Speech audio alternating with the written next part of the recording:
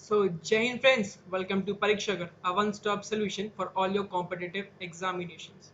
तो आज जिस दिन आपको ये वीडियो मिलेगी, आज ये गणेश चतुर्थी का दिन है और गणपति बप्पा की कृपा से मैं उम्मीद करता हूँ आप सबके सभी एग्जाम्स अच्छे जाएंगे। तो और कैसा हुआ आप लोग का एफकेट? उम्मीद है अच्छा हुआ होगा यार। और नहीं भी हुआ ना तो कोई बात नहीं, अब सीडीएस आ रहा है 4 तारीख को, पूरे दम लगा के उसकी प्रैक्टिस करेंगे और उसको क्लियर करेंगे। ठीक है, तो आज मैं इंडियन पॉलिटी के लेक्चर सीरीज का वीडियो कंटिन्यू करने जा रहा हूँ।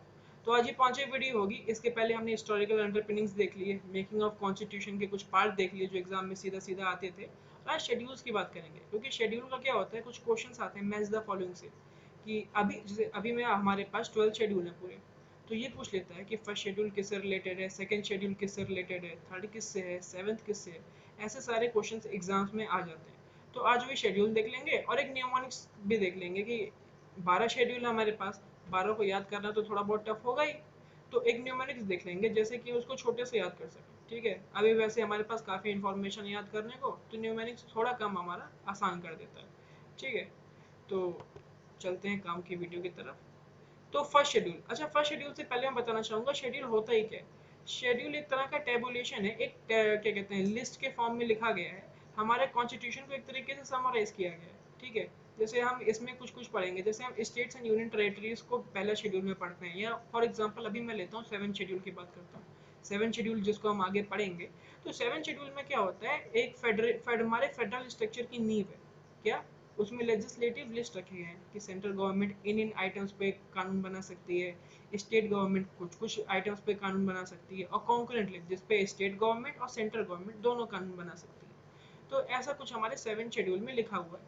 ठीक है, और ये प्रोविजन हमारे कॉन्स्टिट्यूशन में कुछ अलग पार्ट में लिखा हुआ है, कुछ अलग पार्ट में लिखा हुआ है, कुछ के आर्टिकल्स कुछ और हैं, कहीं के आर्टिकल्स कुछ और हैं। अब इन सबको हमें एक टैबलेट, एक लिस्ट के फॉर्म में देखना हो तो कहाँ देखेंगे, ये शेड्यूल्स के सेक्शन में मिल जाता है। तो बेसिकली हमारे कॉन्स्टिट्यूशन का जो लास्ट पेजेस कुछ है ना, उसमें शेड्यूल लिखा होता है। ठीक है, तो अब शेड्यूल का खास बात ये कि हम ये देख लेंगे कि शेड्यूल में क्या क्या है, किस चीज़ से डील कर रहा है, और वो पार्ट जो एग्जाम में पूछ सकता है वो देख लेते हैं। ठीक, तो अभी ये बात बताऊंगा मैं, जब हमारा कॉन्स्टिट्यूशन आया था 1950 में, तो हमारे पास कुल 8 शेड्यूल थे। अब अभी हमारे पास इन प्रेजेंट डे 12 शेड्यूल है। ठीक, तो फर्स्ट शेड्यूल में क्या होता है, ये इंडिया के बारे में बताता है, इंडिया की टेरिटरी के बारे में बताता है, इंडिया के स्टेट्स और यूनियन टेरिटरी के बारे में बताता है। ये फर्स्ट शेड्यूल में, तो फर्स्ट शेड्यूल में कुछ नहीं, हमारे पास जितने स्टेट हैं, जितने यूटीज हैं, उन सबकी लिस्ट बनी हुई है और उन सबकी टेरिटोरियल एक्सटेंट लिखे हुए हैं। ठीक है, कि यूपी है तो यूपी का टेरिटोरियल एक्सटेंट कहाँ से लेके कहाँ तक है। ठीक है, उसके ईस्टर्न वेस्टर्न बॉर्डर्स क्या क्या हैं, ऐसा फर्स्ट शेड्यूल में लिखा हुआ है। तो कभी कोई पूछे फर्स्ट शेड्यूल क्या है, फर्स्ट शेड्यूल किससे डील करता है, तो फर्स्ट शेड्यूल डील करता है इंडिया की टेरिटरी से, इंडिया के स्टेट से और इंडिया की यूनियन टेरिटरी से। ठीक, इससे ज़्यादा कुछ काम का नहीं। तो काम का ये है कि कोई फर्स्ट शेड्यूल पूछे तो क्या लिखेंगे, कोई फर्स्ट शेड्यूल पूछेगा तो ये लिखेंगे कि it contains the name of state union territories inside the jurisdiction of Indian union. ठीक, अब आगे चलेंगे नेक्स्ट स्लाइड पे। अब फर्स्ट के बाद आता है सेकंड शेड्यूल। तो सेकंड शेड्यूल में लिखा हुआ है एमोलमेंट्स, सैलरीज, प्रिविलेजेस, किसके, जो कॉन्स्टिट्यूशन पोस्ट होती है हमारे प्रेसिडेंट साहब की लिखी हुई है, स्टेट के गवर्नर्स की लिखी हुई है, चेयरमैन साहब की लिखी गई है राज्यसभा में, डिप्टी चेयरमैन की लिखी गई है, लोकसभा के स्पीकर की लिखी गई है, डिप्टी लोकसभा स्पीकर की लिखी गई है। ठीक है, स्टेट के जो काउंसिल्स होते हैं उनकी लिखी गई है, स्टेट के जो लेजिस्लेटर्स होते हैं उनकी लिखी गई है। तो इन सबकी सैलरी, अमॉलमेंट्स, प्रिविलेजेस, ये सारे सेकंड शेड्यूल में लिखे हुए हैं। ठीक है, तो अब जैसे प्रेसिडेंट साहब को देख लो उनकी सैलरी क्या है, तो शेड्यूल वाला पेज खोलेंगे, प्रेसिडेंट ऑफ इंडिया देखेंगे, उसमें उनकी जो सैलरी है, जो प्रिविलेजेस हैं, जो पर्क्स है, वो सब उनको दिख जाएंगे। ठीक है, तो अब कोई पूछे सेकंड शेड्यूल में, एग्जाम में जो आता है ना वो यही आता है कि सेकंड शेड्यूल किससे रिलेट करता है, तो सेकंड शेड्यूल रिलेट करता है पर्क से, प्रिविलेजेस से, एमोल्यूमेंट से। ठीक, किस किस से करता है ये नहीं पूछता बेसिकली, लेकिन ये बात याद रखनी चाहिए कि प्रेसिडेंट ऑफ इंडिया इसमें आते हैं, है ना। क्योंकि अभी आगे जो हम नेक्स्ट नेक्स्ट पढ़ेंगे उसमें एक भी प्रेसिडेंट ऑफ इंडिया नहीं आते। वो है हमारा थर्ड शेड्यूल। थर्ड शेड्यूल में होता है ओथ एंड अफर्मेशन, किसकी, यूनियन मिनिस्टर्स की, हमारे प्राइम मिनिस्टर भी इसमें आते हैं, होम मिनिस्टर भी इसमें आते हैं। ठीक है, मेंबर ऑफ पार्लियामेंट आते हैं, सुप्रीम कोर्ट के जज आते हैं। तो हमारे यहाँ पे फिलहाल जैसे इंडिया की बात करें तो दो अलग अलग तरह की ओथ बोली जाती है। एक होता है oath of allegiance to constitution और एक होता है ओथ ऑफ सीक्रेसी।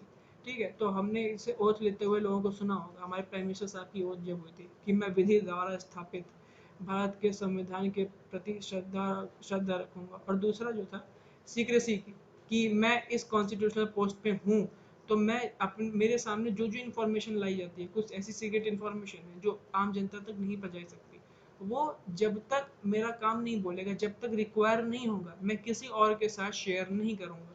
ये दो तरह के ओथ हमारे इंडिया में लिए जाते हैं, ठीक है।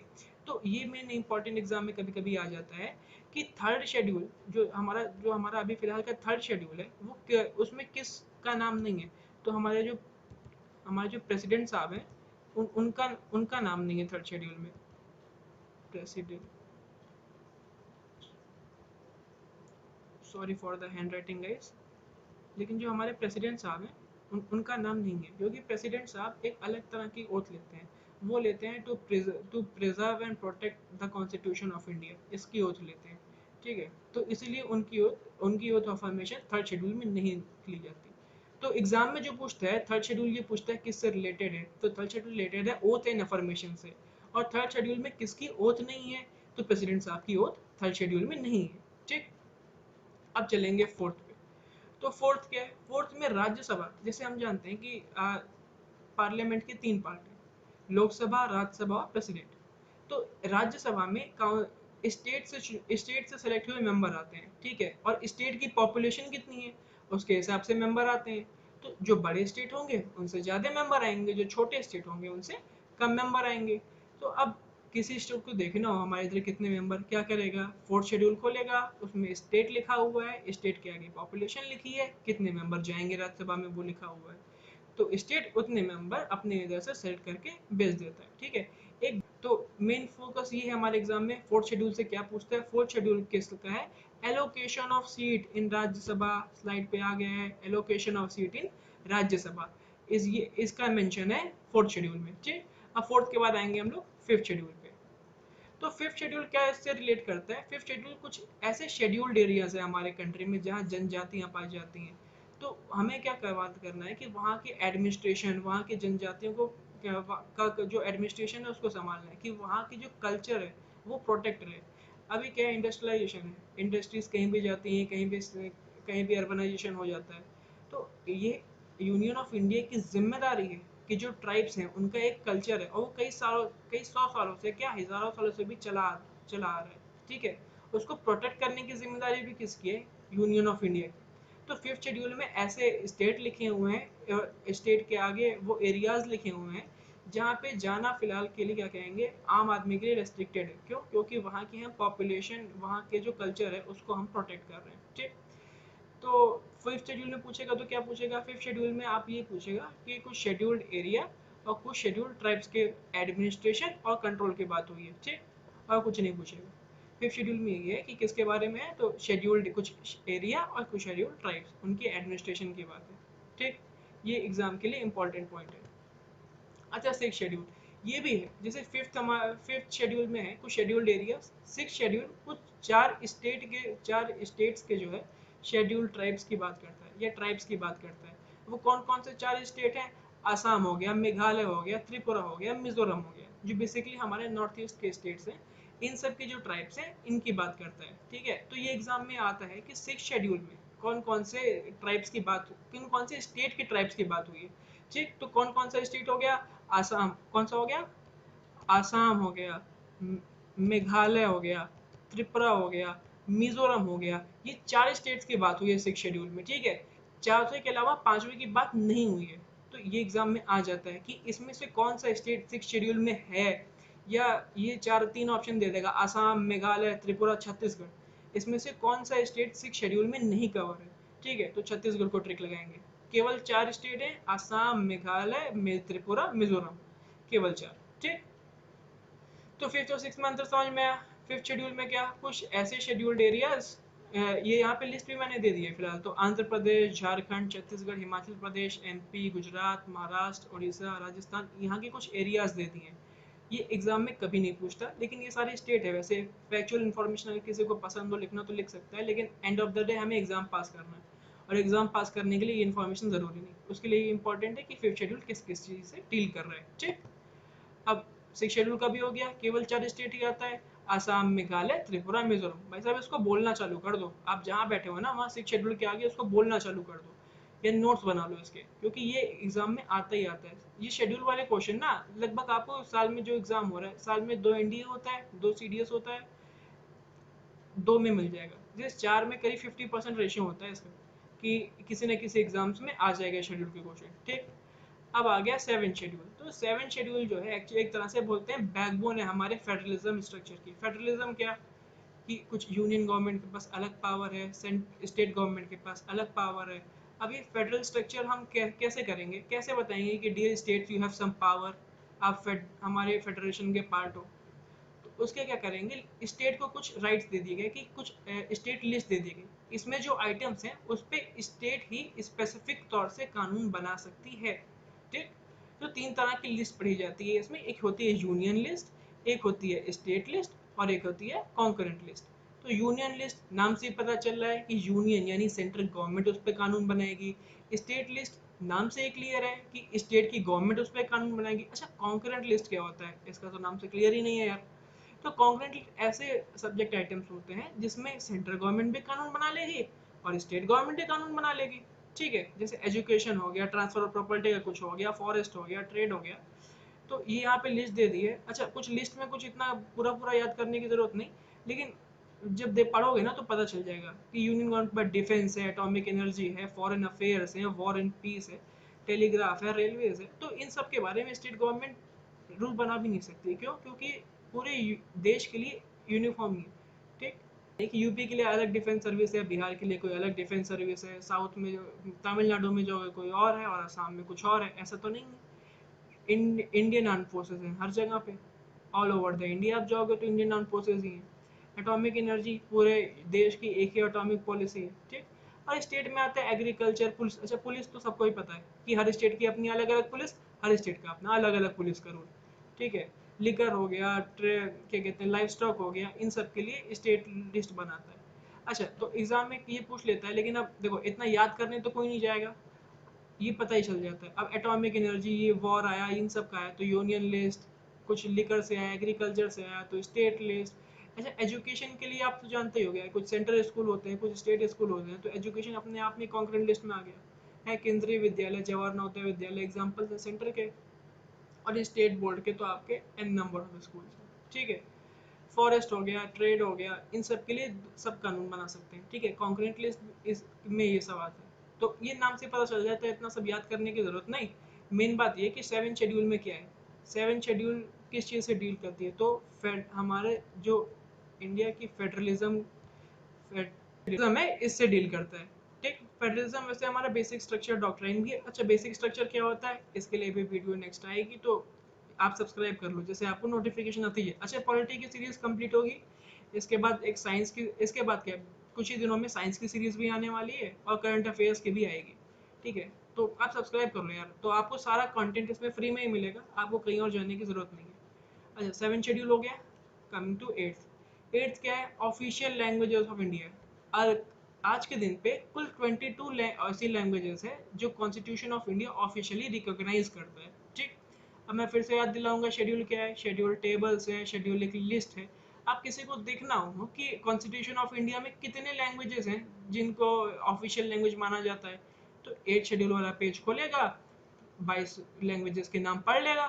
ठीक है, असमीज हो गया, बंगाली, बोडो, डोगरी, गुजराती, हिंदी एक्सेट्रा, ये पूरे स्लाइड में है, आप लिस्ट पढ़ लो। ठीक है, तो ये जो ऑफिशियल लैंग्वेजेस है वो 8 शेड्यूल में आ जाएगी। और बस एग्जाम में ये पूछ लेता है कि 8 शेड्यूल किससे डील करता है, तो 8 शेड्यूल डील करता है ऑफिशियल लैंग्वेजेस से। अच्छा, आज के दिनों में कितनी है, 22 है। तो ये 2 क्वेश्चन आ सकता है कि 8 शेड्यूल किससे डील करता है, ऑफिशियल लैंग्वेजेस से, और आज के डेट में कितनी ऑफिशियल लैंग्वेज रिकॉग्नाइज है, 22 रिकॉग्नाइज है। ठीक, अच्छा, 8 तक वापस मैं रिकॉल कराऊंगा कि 8 तक वो शेड्यूल थे जब हमारा कॉन्स्टिट्यूशन कमेंस हुआ था, तब 8 शेड्यूल थे। उसके बाद जो शेड्यूल्स ऐड हुए हैं ना, वो किसी कॉन्स्टिट्यूशन अमेंडमेंट एक्ट से हुए हैं। ठीक है, तो कमिंग टू नेक्स्ट, अब 9वां आता है। अच्छा, 9 शेड्यूल, जब हमारा इंडिया इंडिपेंडेंट हुआ तो ये देखा हमारे कॉन्स्टिट्यूशन मेकर्स ने कि यार जो मेजोरिटी ऑफ द लैंड है वो कुछ लोगों के पास ही है, और जो क्या कहते हैं मेजोरिटी ऑफ पॉपुलेशन है उनके पास तो लैंड ही नहीं है। तो लैंड रिफॉर्म्स लाने की जरूरत थी। अच्छा, लैंड रिफॉर्म्स तो लेके आते, लेकिन हमने फंडामेंटल राइट्स में दे दिया था राइट टू प्रॉपर्टी, तो कोई अपनी प्रॉपर्टी क्यों देगा? तो एक एक्ट लेके आए और एक 9 शेड्यूल लेके आए। 9 शेड्यूल में इनिशियली क्या था कि जो भी एक्ट 9 शेड्यूल में रखे जाएंगे वो उस पर सुप्रीम कोर्ट कोई फैसला नहीं दे सकता कि ये एक्ट गलत है या कुछ और है। ठीक, तो 9 शेड्यूल इनिशियली इसलिए आया था कि हमें लैंड रिफॉर्म करने थे। ठीक, तो लैंड हमें लोगों से कभी कभी लेनी पड़ी, तो वो जो है फंडामेंटल राइट जो थी, राइट टू प्रॉपर्टी, उसको वायलेट करता था। इसलिए हमें इसको 9 शेड्यूल में रखना पड़ा, जैसे सुप्रीम कोर्ट इसको ये ना बोल पाए कि ये कॉन्स्टिट्यूशन, ये रूल गलत है। अच्छा, उसके बाद ये खत्म भी हो गया। 2007 में आईआर कोलियो का एक केस हुआ था, उसमें बोला गया कि 24 अप्रैल 1973, अच्छा 24 अप्रैल 1973 क्यों है? क्योंकि एक आइकॉनिक जजमेंट पास हुआ था उसमें, उसको बोलते हैं केशवानंदा भारती, केशवानंदा भारती केस। ठीक है, एग्जाम में ये भी आ जाता है कि कौन सा ऐसा केस था जिससे बेसिक स्ट्रक्चर डॉक्ट्राइन का एक फॉर्मूला डॉक्ट्राइन निकल के, तो केशवानंदा भारती केस ही था। और ये इसकी डेट भी काफी इंपॉर्टेंट है, 24 अप्रैल 1973, ये काफी इंपॉर्टेंट डेट है। इसको भी बोलने लग जाए 1973 केशवानंदा भारती केस। ठीक, तो आईआर कोलियो केस में क्या बोला गया कि जब से बेसिक स्ट्रक्चर का डॉक्ट्राइन आया है, कब से? 24 अप्रैल 1973 से, उसके बाद से 9 शेड्यूल में जो भी चीजें रखी गई हैं वो सब जुडिशियल रिव्यू होंगी, कि सुप्रीम कोर्ट या हाई कोर्ट उसको देख सकती है क्या वो किसी फंडामेंटल राइट को वायलेट तो नहीं कर रही है ना। तो ये था। अब इसमें काम बात ये कि 9 शेड्यूल को पूछता है कि किस लिए लेके आए थे, तो 9 शेड्यूल को लेके आए थे इनिशियली जमींदारी सिस्टम के एबोलिशन के लिए, और जो हमारा मेजोरिटी ऑफ पॉपुलेशन है उनको थोड़ी लैंड देने के लिए। ठीक, और ये सुप्रीम कोर्ट के या हाई कोर्ट के जुडिशियल रिव्यू से बाहर है, तो आंसर होगा नो। क्या ये इनिशियली सुप्रीम कोर्ट के जुडिशियल रिव्यू से बाहर था? तो आंसर होगा यस। ठीक है, तो 9 शेड्यूल में ये चीजें पूछ लेती हैं, ये इंपॉर्टेंट है। नोट्स, यार नोट्स बनाते चलो। ठीक है, नोट्स से क्या होगा कि आप रिवाइज कर सकते हो, रिवाइज कर सकते हो, क्योंकि वीडियो लेक्चर्स थोड़े बड़े हो जाते हैं, तो आप फिर 2x में देखोगे तो वो कनेक्शन बन नहीं पाएगा। तो आप क्लास के साथ नोट्स बनाते चलोगे तो एक कनेक्शन बनता रहेगा और आप एग्जाम टाइम में उसको रिवाइज कर पाओगे। ठीक है, नेक्स्ट आता है 10 शेड्यूल। तो 10 शेड्यूल काफ़ी इंपॉर्टेंट था हमारे डेमोक्रेसी को चलाने के लिए। तो 10 शेड्यूल में क्या था, डिफेक्शन के बारे में लॉ है, कि पहले क्या होता था कि कुछ मेंबर ऑफ पार्लियामेंट या member of legislative assembly select होके है अपनी कॉन्स्टिट्यूंसी से, फिर वो दूसरे पार्टी में चले गए, दूसरे पार्टी की सरकार बन गई, तो इसको कहते थे डिफेक्शन। अभी कुछ डिफेक्शन लॉज हैं कि आप सेलेक्ट हो गए किसी पार्टी से, तो आप आफ्टर इलेक्शन अगर अपनी पार्टी चेंज करते हैं तो आपकी सीट को वैकेट मान लिया जाएगा। अगर आप पार्टी के जो गाइडलाइंस है उसको विप बोलते हैं, अगर उसके अगेंस्ट में वोट करते हैं तो आपको डिस्क्वालीफाई मान लिया जा सकता है। ठीक है, और ये फैसला होता है स्पीकर साहब के हाथ में। ठीक है, स्पीकर ऑफ लोकसभा या चेयरमैन साहब, जो कि वाइस प्रेसिडेंट ऑफ इंडिया भी होते हैं, ऑफ राज्यसभा। अच्छा, आप कमेंट सेक्शन में बताओ कि अभी हमारे वाइस प्रेसिडेंट कौन है। अभी चुनाव हुए थे और हमें हमारे नए वाइस प्रेसिडेंट मिल गए हैं। ठीक है, आप कमेंट सेक्शन में बताओ who is our new vice president.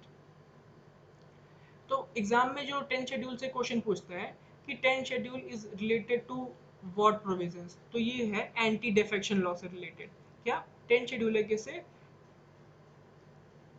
Anti defection law से रिलेटेड। ठीक, यहाँ पे मैंने यहाँ भी लिखा हुआ है एंटी डिफेक्शन लॉ। तो ये ऐड हुआ था 52nd अमेंडमेंट एक्ट ऑफ 1985 से। ये इंपॉर्टेंट उतना नहीं है, एग्जाम में ये पूछता है कि 10 शेड्यूल किससे रिलेटेड है? एंटी डिफेक्शन लॉ से, बस दैट्स इट।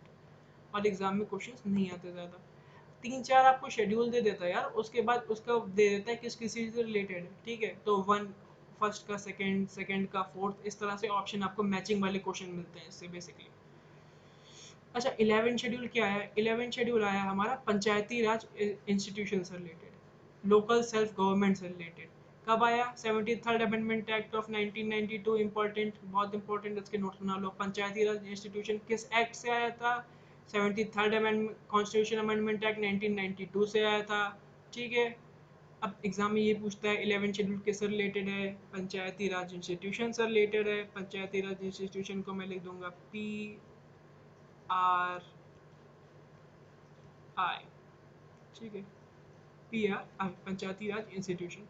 और कौन से एक्ट से आया था? कौन 73rd कॉन्स्टिट्यूशन अमेंडमेंट एक्ट 1992 से आया था। ठीक। अच्छा, last 12th article, 12th schedule, 12th schedule आया था म्यूनिसिपालिटी से रिलेटेड या लोकल अर्बन गवर्नमेंट से रिलेटेड। ठीक है। तो पंचायत क्या था? रूरल सेल्फ गवर्नमेंट, और म्यूनिसिपालिटीज क्या था? Urban self government. ठीक है। ये भी आया था 74th अमेंडमेंट एक्ट ऑफ 1992 से। पंचायत किससे आया था? 73rd कॉन्स्टिट्यूशन अमेंडमेंट एक्ट से। और म्यूनिसिपालिटीज कब आए थे? 74th अमेंडमेंट एक्ट से 1992। तो एक ही साथ ही आए थे दोनों। ठीक। तो हो गए आज के 12 शेड्यूल। तो अच्छा, इसको मैंने बताया था स्टार्टिंग में कि हम एक न्यूमोनिक्स भी दे देंगे, क्योंकि आप एज अ स्टूडेंट आपके पास इतनी फैक्ट्स होता है, इतना डेटा होता है याद करने को, तो न्यूमोनिक्स थोड़ा काम आपका आसान कर सकता है। ठीक है। लेकिन न्यूमोनिक्स बिल्कुल भी शॉर्टकट नहीं है। ये शॉर्टकट है आपका याद करने को कि शेड्यूल कैसे हैं, लेकिन ये कभी भी आपका शॉर्टकट नहीं बन सकता सक्सेस के लिए। ठीक है। तो आपको पढ़ना पड़ेगा, रिवाइज करना पड़ेगा, री रिवाइज करना पड़ेगा, इसके नोट्स बनाने पड़ेंगे, तभी आपका एग्जाम क्लियर हो सकता है। नेक्स्ट। तो नेक्स्ट, अरे ये क्या है? ये कौन सी मैडम है जो रो रही है? और T S of old P M, ये कोई गलत स्लाइड खुल गई क्या? नहीं, ये कोई गलत साइड नहीं खुली है। ये थेरेसा मे है, ये ब्रिटेन की पीएम थी, और ऑन हर रिजाइनेशन डे, जिस दिन इनको रिजाइन करना पड़ा था, वो रो दी थी। तो क्या इससे हमें क्या related? TS of old PM क्या है?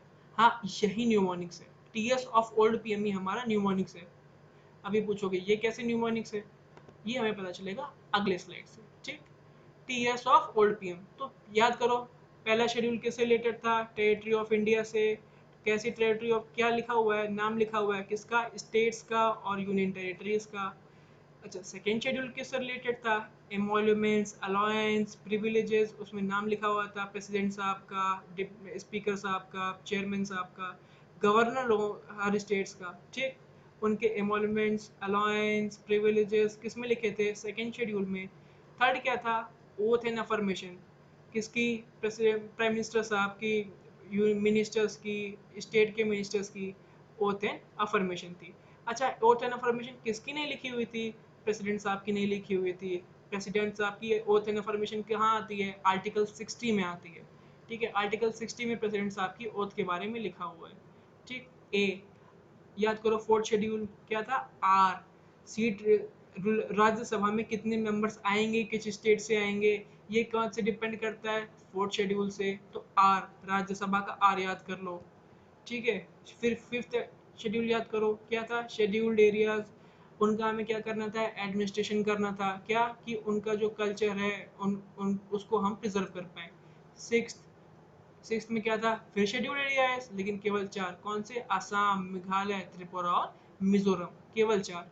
ठीक। उसके बाद आया सेवेंथ। सेवेंथ फेडरलिज्म का बेसिक, क्या? तीन लिस्ट होते हैं उस पे, union list, state list, concurrent list. Union list पे सेंट्रल गवर्नमेंट केवल कानून बना सकती है, स्टेट लिस्ट पे केवल स्टेट गवर्नमेंट बना सकती है, और कॉन्करेंट लिस्ट पे सेंट्रल गवर्नमेंट बना सकती है और स्टेट गवर्नमेंट बना सकती है।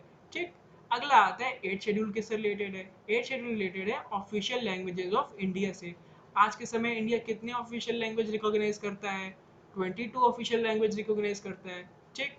उसके बाद आया नाइन्थ। नाइन्थ याद करो क्या था? लैंड रिफॉर्म करने के लिए लाया गया था। फर्स्ट कॉन्स्टिट्यूशन अमेंडमेंट एक्ट से नाइन्थ शेड्यूल ऐड किया गया था। ठीक है। और इनिशियली क्या था नाइन्थ शेड्यूल में?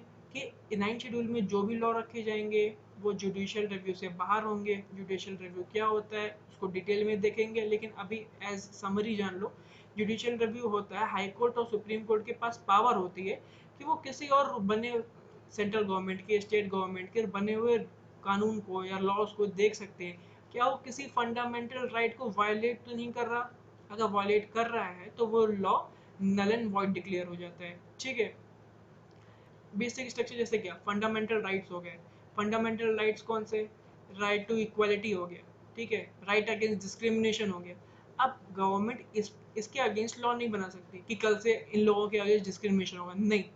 वो हमारा बेसिक स्ट्रक्चर है, आप उसको टच नहीं कर सकते। फेडरलिज्म हमारा बेसिक स्ट्रक्चर है, आप उसको टच नहीं कर सकते। ठीक है। तो इन सब के बारे में भी अलग से पूरा चैप्टर ही है बेसिक स्ट्रक्चर के बारे में, उसको हम लोग आगे डिटेल में पढ़ेंगे। अभी आप ओवरऑल समरी ही जान लो।